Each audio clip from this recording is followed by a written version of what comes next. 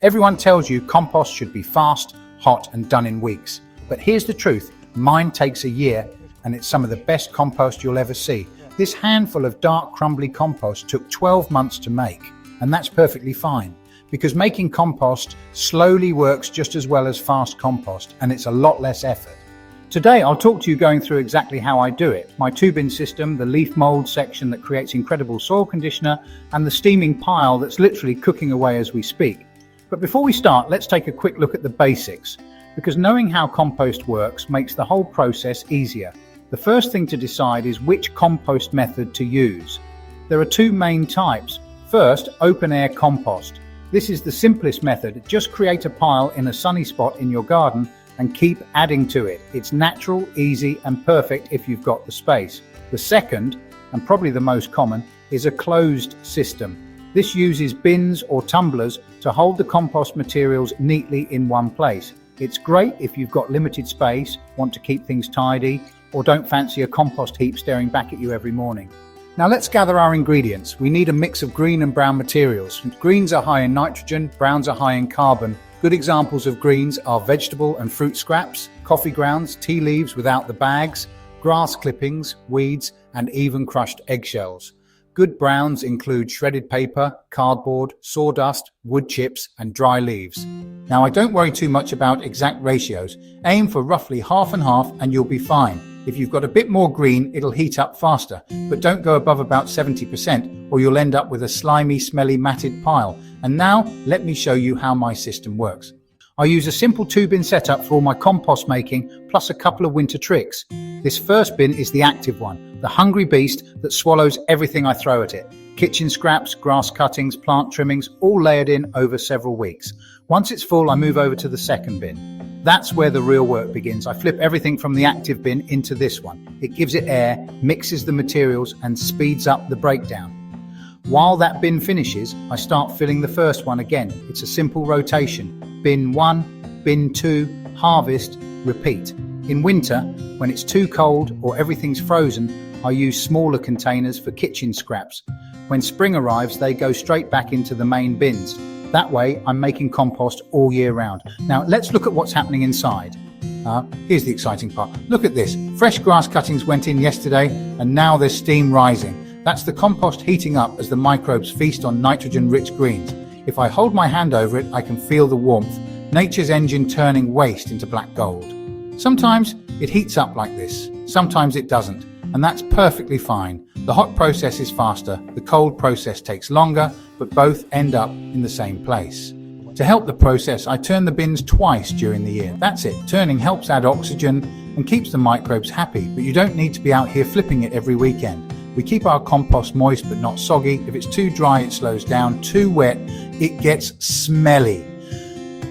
Think of a wrung out sponge and you'll have it about right. And the most important ingredient, patience. It takes time. Depending on the season and what's in your pile, it can take anywhere from 3 months to a year. But don't rush it. Good compost is worth waiting for. Here's another secret weapon, my leaf mold section. Every autumn, I collect fallen leaves and pile them separately. They take 12 to 18 months to turn into beautiful, crumbly leaf mold. It's slower than compost because leaves break down mainly through fungi rather than bacteria. If you mix too many leaves into your main compost, it slows everything down. So I let them decompose quietly on their own.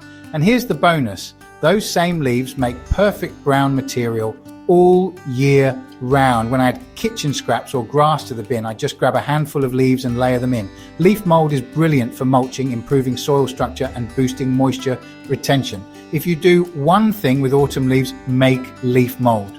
Now let's talk about why compost is so powerful. First, soil health. Compost adds nutrients, helps soil hold moisture and improves drainage. That means healthier plants, stronger roots and better yields. Second, reducing waste.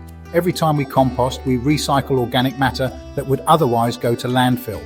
That cuts down methane emissions, a greenhouse gas 25 times stronger than carbon dioxide. It's a simple act with a huge environmental benefit. Third, saving money. Compost replaces chemical fertilizers and reduces the need for pesticides. Your plants become stronger naturally and your wallet thanks you.